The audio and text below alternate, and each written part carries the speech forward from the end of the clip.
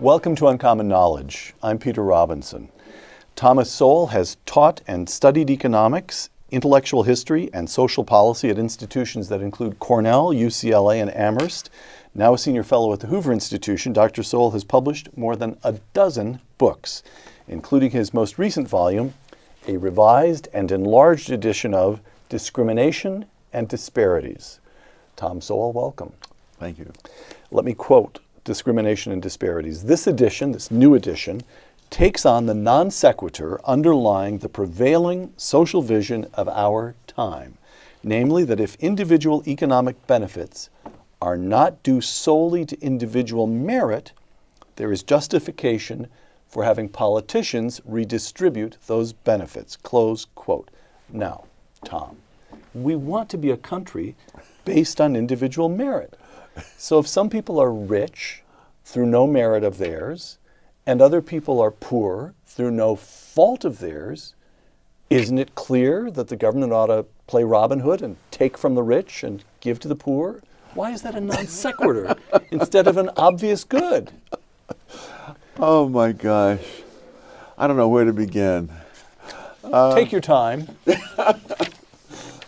You can imagine now, I'll take the extreme case where someone is literally no merit. He knows, he inherits some empire, I don't know, like grocery stores or whatever.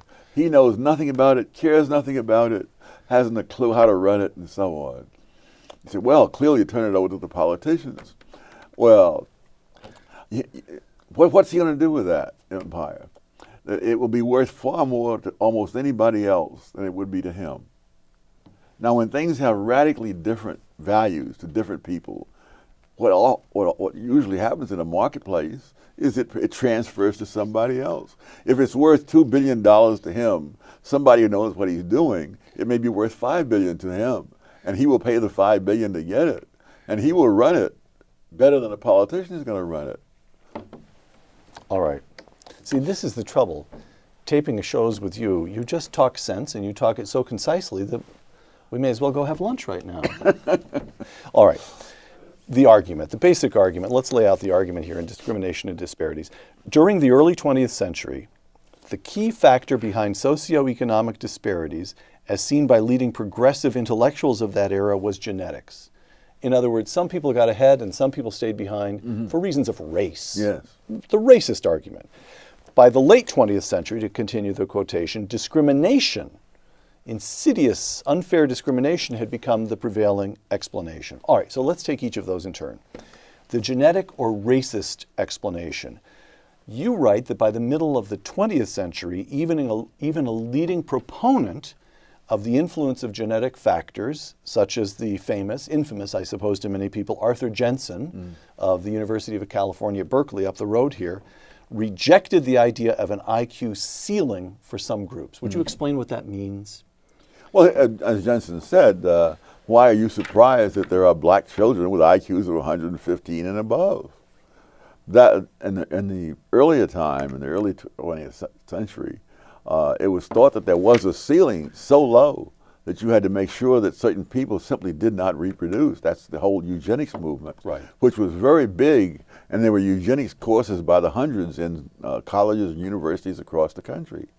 And so Jensen rejects that rendition of it.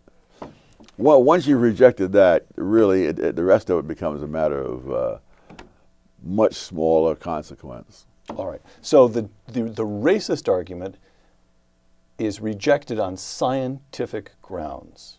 Yes, rather than by rhetoric. All right, all right. So this brings us, of course, to the other explanation for disparate outcomes. Once again, at the heart of the prevailing social vision of our times is the seemingly invincible fallacy that group outcomes in human endeavors would tend to be equal, or at least comparable or random, if there were no biased interventions. Yes. And explain that for us. Well, empirically, it is the easiest way to explain it. Almost nowhere, anywhere in the world, or at any period of history, do you find any society in which groups that compete openly end up with the same results.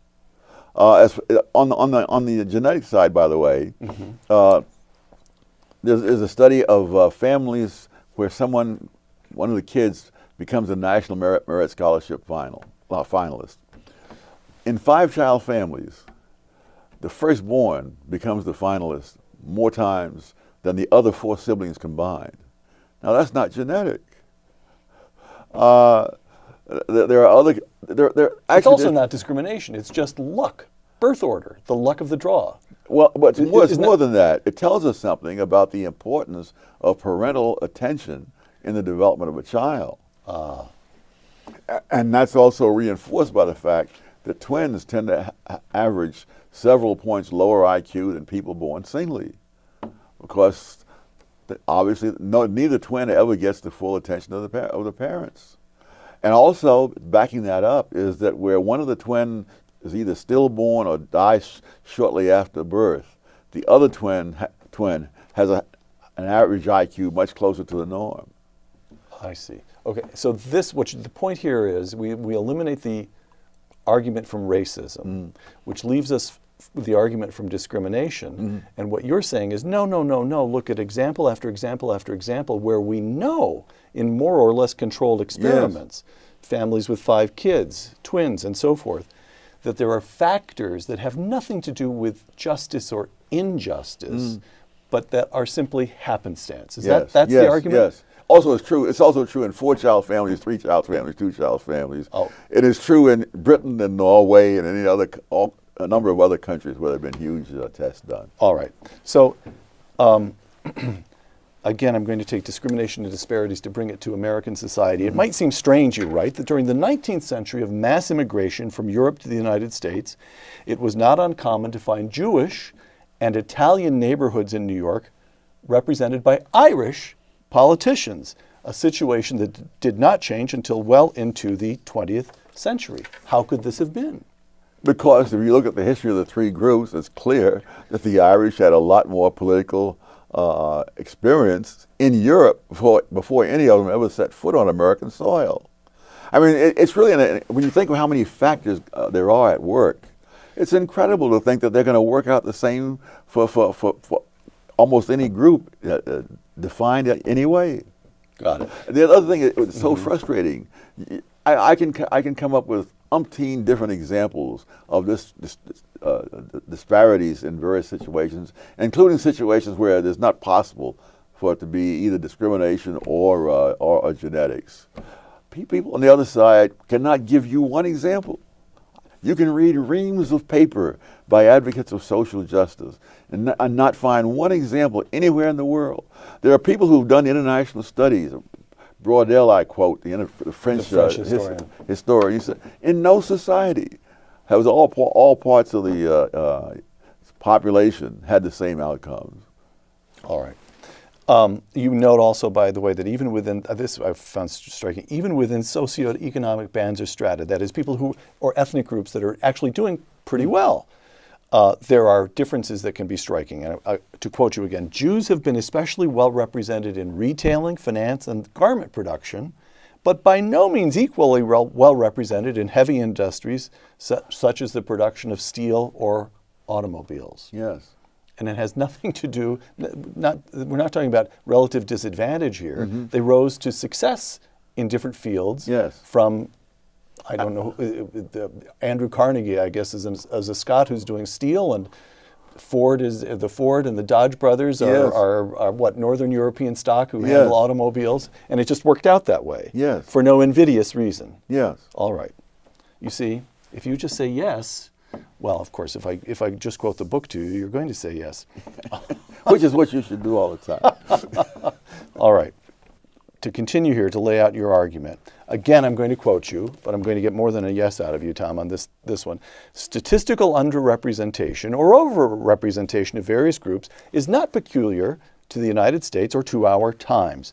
For centuries, there have been countries where most members of various professions and most business owners in whole industries have been members of some subordinate minority. All right, you present a couple of examples. Let's take a couple of examples. The overseas Chinese in Southeast Asia. Oh, yes. Tell us about them. Oh my gosh, some people call them the Jews of Southeast Asia. Considering the numbers involved, you might call the Jews the Chinese of Eastern Europe. But there are country after country where over half of the retail outlets are by people who are Chinese. I mean, Malaysia, Indonesia, Thailand, whatnot. There are countries after countries where most of the billionaires are Chinese. Outside China. Outside China. And this, one of the other things, too, is this ties in to some extent with a genetic thing. As of 1994, there were 57 million overseas Chinese and 1 billion people in China. The 57 million produced as much wealth as the billion people in China. All right. Jews in Eastern Europe, as another example of a subordinate group. Yes. Tell us about them. It's very common for retailing in many parts of Eastern Europe to be largely in the hands of Jews. Greatly overrepresented in universities. By the late 19th century, 1/3 the people at the University of Vienna were Jews, and they were usually the more successful students. Right. Indians in East Africa. Oh my gosh. And here you see something that ties in with a desire to confiscate the wealth of the wealthy. They did that in Uganda. The people from India and Pakistan dominated modern industry in that country. Eventually, of course, the politicians decided that they should be expropriated. They were expropriated. They were sent out, not allowed to take any wealth with them of any significance. And all the stuff that was left there, their businesses and so forth, went to the Ugandan. The Ugandan economy collapsed. These people arrived destitute, mostly in England. And within a decade, they were on their way to prosperity again. The same thing with the Cubans here, that when Castro took over. Castro takes over in 1959, 1 million Cubans leave with almost nothing. Yes, and he left behind all the wealth they had in Cuba. You fast forward a half a century, and the Cuban-American businesses in the United States had a revenue that was larger than the revenue of the entire nation of Cuba. Even though, and they weren't, in the United States, they weren't driving 1950s cars in the 21st century. All right. All right. So the underlying assumption, just to close up the argument here, the underlying assumption of the social vision, the vision of social justice, that absent discrimination, roughly equal outcomes will prevail, is refuted by every page of recorded history. Yeah. All right. Jews in Eastern Europe, overseas Chinese in Southeast Asia, they rise in spite of discrimination. Yes. All right. Okay. And they rise better than the people who are discriminating against them. All right. We tend to think, I believe, of this new social vision, social justice, as something completely contemporary, but you write that it has been prevalent for half a century. You also argue not merely that it is mistaken, but that it has done positive harm. Yes. Discrimination and disparities. With the prevailing social vision came a more non-judgmental approach to behavior, as well as multiculturalism, a de-emphasis on policing and punishments, and an emphasis on demographically based fair shares for all. So what you're talking about here is not explicitly governmental action or government programs, but the way people begin thinking about society. In the United States, you continue murder rates, rates of infection with venereal diseases, and rates of teenage pregnancies were among the social pathologies whose steep declines in the 1950s reverse and begin to get worse in the 1960s. Okay. Ideas alone, it's what people carry in their heads. But the ideas were carried out in policies. And the classic place were in public housing projects. People today think of the public housing projects as really just a bedlam and violence and so forth. Drug dens and so forth. Yeah. I remember in the 1940s, one of our relatives was admitted to a public housing project in New York, and we were so proud because back in those days, you got admitted because even though you were just a working person, you had a good record, you had a steady job. Women with fatherless children were not admitted, and so on. And so it was not just that the place was good. It was that it was an honor that he'd passed these tests to get into these places. You tell a tale of two blackouts that illustrate what's taking place here. The first blackout takes place in November 1965. I can actually remember that. We lived in upstate New York. I lived in upstate New York. And there was I can remember when we were having dinner and the lights in the house went dark. And then came back up for a moment. We all looked at each other and thought, what just happened there? Well, of course, when we turned on the television, we found out what happened. Huge power outage in New York City, whereas upstate, the lights just went down and came back on. In New York City, the city went black for a whole night. Yes. And you write that night the crime rate was lower than usual, 1965. Second blackout, very similar event, takes place in July 1977. And you write again, New York City was again dark throughout the night, but now there was widespread looting and arson. Yes. 65 people behaved themselves in New York City in the dark. Yes. And in 70, so what happens in those 12 years? This was one of the many things that turned to the worst in the 1960s. There's a whole slew of them. Steven Pinker has a book about international murder rates. And he said the general trend over the centuries is for the murder rate to go down. But in the 1960s, the rate did a U-turn, as he put it. It went right up, and this was common across Western societies. And it is because of the same vision out there. And the vision. So I'm trying to, I guess one thing I'm trying to get at here is the extent to which, how does it work itself out? Are the cops, because of this new social vision, between 1965, people know that if they try looting or arson, the cops will come right at them? No. There's only so much the cops can do. The first line of defense is morality and the law as a statement of what the principles are. You delegitimize that, and all you've got are the police. There aren't that many police. You could double the number of policemen, and if you destroy the morality, you're not getting anywhere.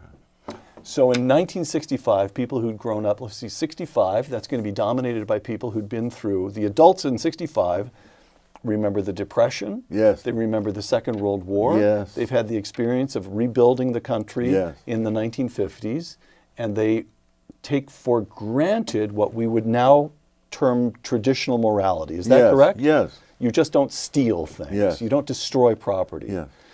So what? No, another example, there was Exchange Buffet restaurants that I mentioned. Yes. And I actually remember going to those. And Exchange Buffet. Explain what's going on. The Exchange Buffet, you go in and you go through the line and pick up your own food, and then you bring your dishes over there, and then you come to the cashier and you tell the cashier how much you owe. And there were 70 some of these restaurants there were a lot of them in New York. Dozens. All right. And they lasted for 78 years. In the 1960s, they collapsed because people no longer were honest. All right. In England, it was even more dramatic because they really sort of set the standard for self-controlled societies. And of course, if you have a lot of self-control, you don't need a lot of government control. Right. But if you don't have it, the government is not going to be enough by itself. And the government itself is often tainted, as it were, by these same ideas that for example, in London in 1954, there were a grand total of 12 armed robberies in the city of London that year, at a time when anybody could buy a shotgun with no questions asked. Fast forward a couple of decades, and they're at 1,400 armed robberies in London, despite some of the most strict gun control laws in the world. Got it. I'm still struck. What do we make about the speed with which society changes? Again, you've got what I love about the two blackouts is because they're two snapshots. They're almost literally what do people get up to when they think nobody's looking, when the lights go out. And it's just a dozen years between good behavior, people helping each other out in this difficult Oh, night, yes. and terrible behavior where they're looting and setting fire to property. And how is it that ideas, the wrong ideas, can percolate through, can so change behavior in such a brief period of time? Well, it was going. I mean, these ideas weren't invented in the 1960s, Right? But the number of people who progressively moved towards those ideas greatly increased, and the whole political and intellectual scene was very different. All right. You spend a good deal of time in Discrimination and Disparities on the African American experience in this country. And in particular, you spend time presenting what might almost be termed a century of hidden history, hidden outside, but displayed in this book. I'm going to quote you. The plain fact is that the black poverty rate declined, I should say the hidden century, from the end of the Civil War to the enactment of the Great Society, Yes. which is pretty much an even 100 years. Yes. And on one measure after another, you argue, African Americans make progress. Yes. Their incomes rise. Educational attainment begins to take off. Family structure remains intact, more intact by some measures than that of white Americans. And now to quote you, the plain fact is that the black poverty rate declined from 87% in 1940 to 47% in 1960, prior to the great expansion of the welfare state that began in the 1960s under the Johnson administration. And as late as 1969, 2/3 of all black children were living with black parents. And then we get the Great Society enacted. Again, I quote you. There was a far more modest decline in poverty rate among blacks after the Johnson administration's massive war on poverty. And by 1995, only 1/3 of black children were living with both parents. And among black families in poverty, 85% of the children had no father present. Yes. A century of intact African American families and economic and educational progress, and then it all begins to slide away. Things start to get worse. What happened? Well, the welfare state itself happened, but more than that, it's the welfare state vision. The idea that the world owes you something takes off. And it happened in Britain, where the underclass is white. It's amazing the parallels. And similarly, the notion with schools. In Britain, kids in low-income neighborhoods who want to learn get beaten up by their classmates, because that's regarded as class treachery. Over there, it's class that's the big deal. Here, it's race. But the net result is the same.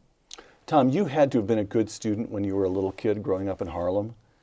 What reaction do you remember anybody saying, no, don't be too good a student?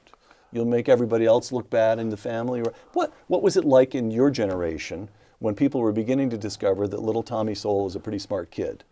Well, actually, when I first got to Harlem, I was not regarded as a pretty smart kid, because I'd come out of the South.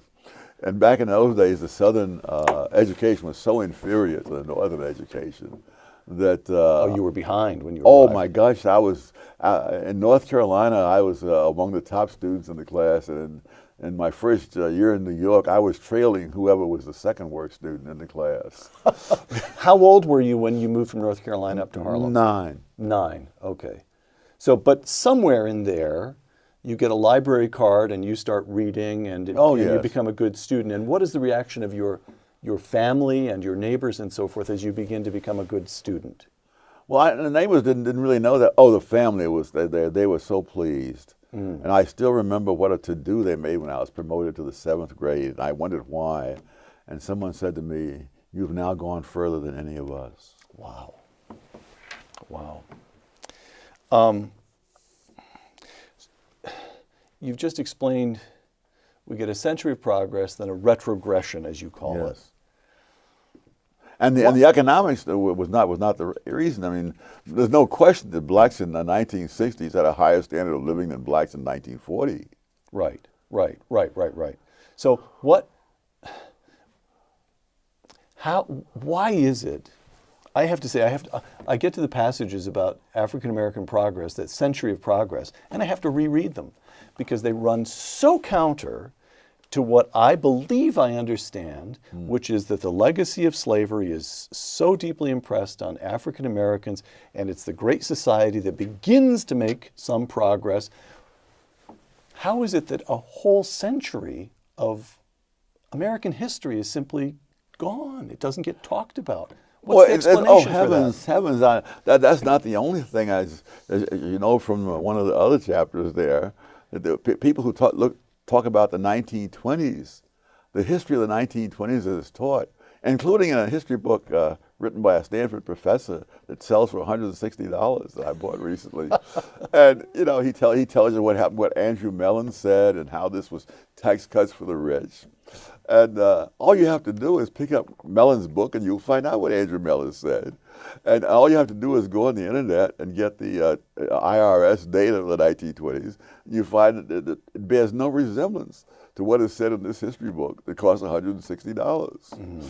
So ideology trumps historical understanding. Yeah. I mean, I have the IRS data for every year of the 1920s in my file, and it's just farcical. Mm-hmm. And these are not stupid people. And I don't believe that all of them are lying. I believe that they've heard what other people have said and they've repeated it, and they haven't bothered to check the facts. All right. Back to the African American experience. The biggest internal migration in American history takes place as African Americans move from the South up to northern cities. Yes. And it's almost, again, a kind of two snapshots. Again, I'm quoting Discrimination and Disparities. As blacks in northern cities, this is the first arrivals to northern cities, become more acculturated to the norms of the larger society, racial barriers begin to erode. This is in the 19th century. Right. In Illinois, restrictions on access to public accommodations for blacks are removed. In Detroit, blacks had been denied the right to vote in 1850, but they were voting by the 1880s, and then in the 1890s, blacks were being elected to statewide offices in Michigan. The 1880 census showed that in Detroit, it was not uncommon for blacks and whites to live next door to each other. Okay, African Americans move north, and all kinds of racial progress takes place. But then, and again I quote you, however, a major retrogression set in later in northern cities with the arrival of large masses of black migrants from the South in the early 20th century. So describe that retrogression. What begins to go wrong? Well, in Washington, D.C., for example, blacks had been able to go to various restaurants, theaters, and so on prior to the mass migrations that began in the early 20th century. When I first arrived in Washington, blacks could not go to those things in 1950. So things had gotten worse. Oh, yes. And it's not so much the movement of blacks to the north in the 19th centuries. It was blacks who were in the north, which are very small populations. And they're surrounded by a vastly larger white population. And with other groups in similar situations, you get acculturation by the smaller group to the norms of the larger group over a period of time. And so it wasn't a big migrations, but the blacks, for example, at the end of the 19th century in New York, most blacks in New York had been born in New York. At the end of the 19th century? Yes. Right. And so you had a very different population than you had when you have massive numbers of people. All right. You write, neither the era of progress in race relations nor the era of retrogression were simply inexplicable mood swings among whites. The behavior of blacks themselves had changed. Yes. Now explain that. Well, the South is a different culture. And again, to some extent, I was an example of that my education was just not the same as the education of kids who'd been in Harlem all along. So it took me, a year or two to catch up. I see. Okay. So, all right. I'm trying to think this through, that if the... I mean, for example, in a story that I've told so many times, that my family found a black kid in Harlem who was very well educated and so forth, and they made it a point that he should meet me and show me the ropes. And he took me to a public library at the age of 9. I had no idea what a public library was. And it was only with great reluctance that was I persuaded to take out a library card and borrow a couple of books. But of course, that was a turning point. Got it. Got it. Social justice today. Social justice, the idea of correcting for unequal outcomes, in particular, redistributing wealth from the rich to the poor. So you've already argued, we've already discussed this, that the very notion is ahistorical and misguided, but you argue something more. There is a crucial question as to whether the redistribution of income of wealth can actually be done in any comprehensive and sustainable sense. Close quote. What do you mean? Well, I've used the example before of the we need to send a telegram to Alexandria Ocasio-Cortez here. Oh, I think it would be a vast waste of money. But I've used the example so far of the Cubans, you know, right, and of the East Asians, but they're all over the place. In the 15th century, in the end of the 15th century, Spain decided to expel all Jews, and as often happens in these cases, they're not allowed to take any wealth with them. And so they go to various places, including the Netherlands.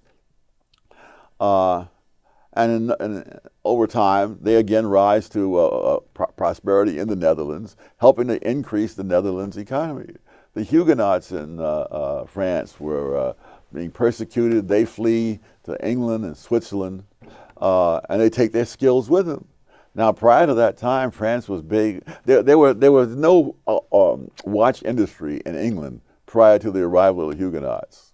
So now the British could buy their watches from London instead of from France. And moreover, the London watchmakers could compete in the international market with the French watchmakers. And in Switzerland, this is what helped Switzerland to become and remain to this day the dominant watchmaking country in the world. I mean, you can't confiscate the source of their wealth. You can confiscate, and although I didn't go into it in this book, this is true of people who want to do this on a local community level. I mean, you know, Detroit was once a prosperous place. They followed policies that drove the prosperous people out, and then of course they had to leave all their businesses and so forth in Detroit. That was of no use without the people who knew how to operate it. Those people, I'm sure, have done much better. Detroit has never fully recovered from that. So the idea here is you can confiscate wealth. It's already existing. You can confiscate material goods. Yes, yes. But what point is it? All right. So again, I'm going to quote the book once again. Physical wealth is a product of human capital. The knowledge, skills, talents, and other qualities that exist inside the heads of people where it cannot be confiscated. Yes. Closed quote. So the central question, you're going, correct me if I get this wrong because I have a feeling you're going to slap me around for what I'm about to say. The central question, not just of economic growth, but of social justice, is not the distribution of wealth. It's access to human capital. It's access to education is really what it comes down to. Human capital goes, it encompasses education, but it's not limited to that. So because it's also the store, so where you have social pathology, it's very hard. I'm just making this up to see how you respond to it. It's very hard, for example, figure that I quoted earlier, where African-American kids living in poverty, 85% of them grow up with only one parent present. That makes it harder for those kids no two ways about it. To acquire human capital. So access to education, I'm fumbling here, access to education, somehow, is it the role of government to foster certain kinds of social stability or social skills? Well, all you can do, you can't give anybody an education. You can offer them an education. You can show them where the public library is. That's right, but that's it. Okay, all right. And something else.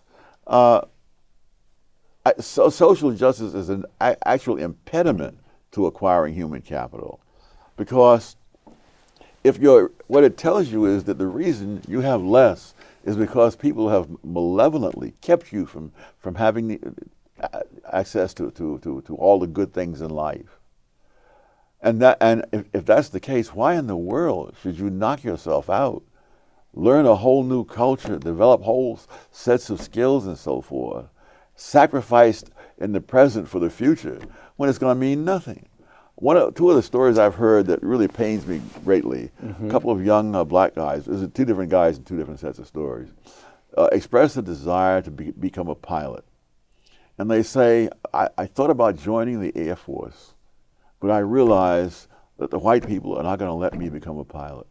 And they're saying this after there was a whole squadron of black fighter pilots in World War II, and after there have been black generals in the Air Force.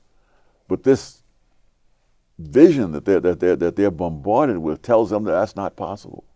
That something that's already happened is not possible. So the notion that you've been wrong, yes, has the effect of what? Of encouraging passivity? No, resentment, but not. Because social mobility is not some easy thing. I don't know if you read the book about the Hillbilly Elegy. Oh yes. J.D. Vance. Vance, right. And he right. What a trauma it is for him. It was hard to come out of his background and achieve something in the world. Why in the world would you put yourself through that if you thought that at the end of it all they're going to say, no, we're not going to let you fly any of our planes, damn it. Right. And also, if you think you've been wronged, your recourse might also be more likely to politics, to try to redress this whole redistribution, yes. Oh, yes. rather than hit the books, acquire the skills, get the job. But the other thing too, one of my favorite statistic in there is that the poverty rate among blacks as a whole is 22%. Mm-hmm. Among whites as a whole is 11%. And among black married couples is 7.5%.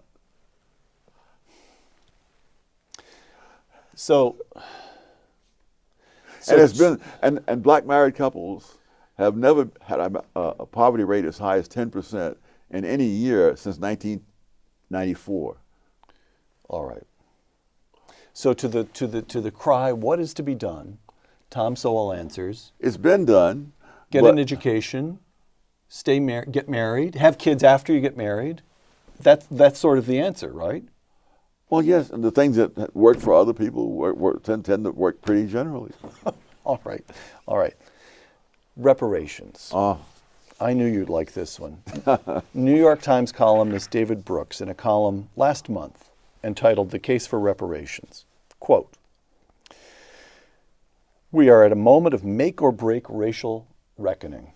We are a nation coming apart at the seams, a nation in which each tribe has its own narrative, and the narratives are generally resentment narratives. The need now is to consolidate all the different narratives and make them reconciliation and possibility narratives. Reparations are a drastic policy and hard to execute. But the very act of talking about and designing them, reparations policies, heals a wound." Oh, it's one of many reasons I don't read David Brooks, but go ahead. "Heals a wound and opens a new story," close quote. You can imagine somebody whose parents, great-grandparents, came here in the 1880s after the Civil War, being asked to give reparations to people. Even in the antebellum South, most whites did not have slaves. The cost of one male adult slave was more than the average white person earned all year. So they weren't all living in terror with their plantations and all the rest of it. It's insane. The other thing, I have a slight sidebar in there on the history of slavery. Mm-hmm. The history of slavery existed all over the world for thousands of years among all sorts of people, as far back as the history of the human species goes. It's one of many evils that the left tries to localize, when in fact it is a universal evil. So is this too strong a statement that it is what is distinctive about the United States is not that it countenanced slavery in the 18th and 19th centuries, but that it has taken such efforts to overcome the legacy of slavery since. Is that fair? That's part of it. But more than that, as much as slavery is repudiated around the world today, prior to the 18th century, I know of no serious effort to abolish the institution anywhere. Anywhere. Anywhere. Not in Africa, not in the Arabian world. Not in Africa in the 21st century. Adam Smith wrote in 1776 that the only place in the world where slavery had been abolished completely was Western Europe.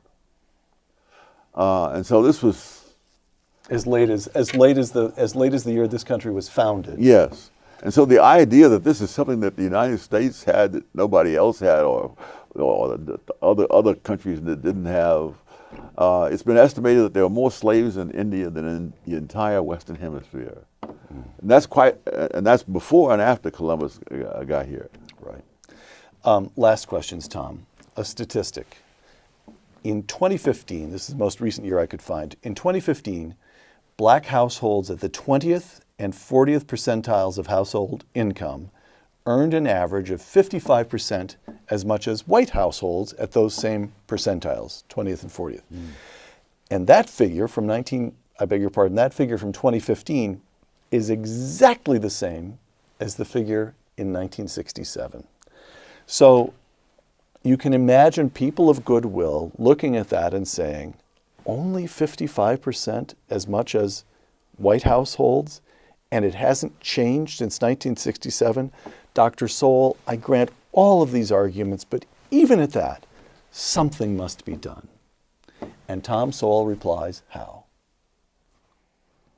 One way would be to get rid of the welfare state. But also those kind of numbers are very misleading. That's not what they have in mind, I don't think. Perhaps not. One of the problems with those kind of numbers, which I go into in a different chapter on numbers, is that household and family income statistics have a lot of problems with them, and they don't reflect, for example, in-kind transfers. Right. And the in-kind transfer is not from government welfare payments. Yeah, that sort of thing.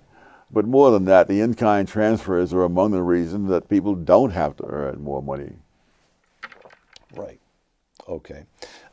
Once again, discrimination and disparities. The most spectacularly successful political doctrine in the 20th century was Marxism. Yet if the wealth of rich capitalists came from the exploitation of poor workers, then we might expect to find that where there are larger concentrations of rich capitalists, we would find correspondingly larger concentrations of poverty. The facts point in the opposite direction.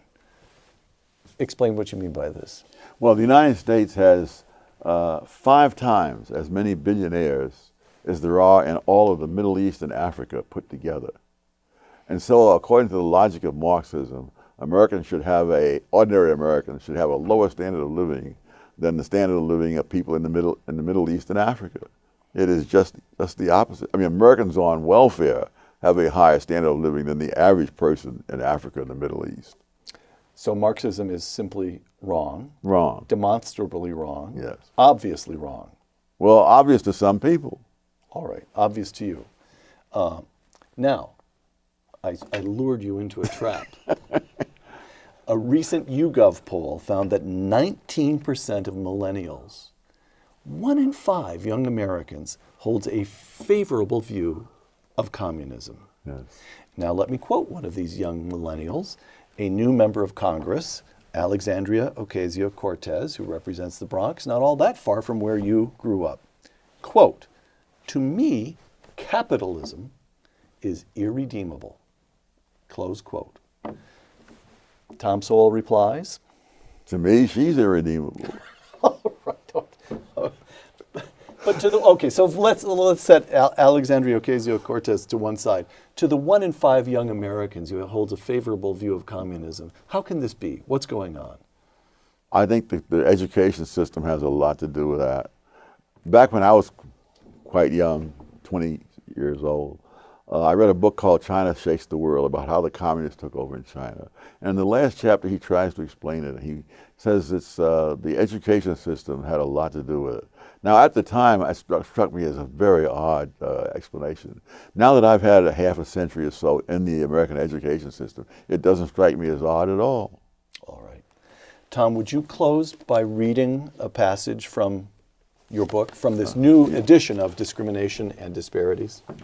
The last Western nation to end slavery, Brazil, did so in 1888, and the first totalitarian dictatorship arose in Russia in 1917.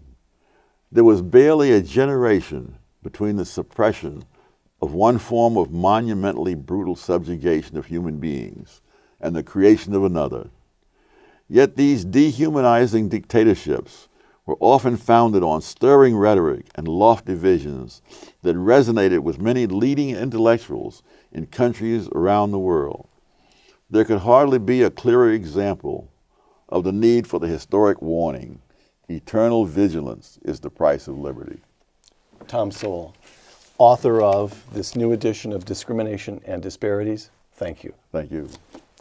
For Uncommon Knowledge, the Hoover Institution, and Fox Nation, I'm Peter Robinson.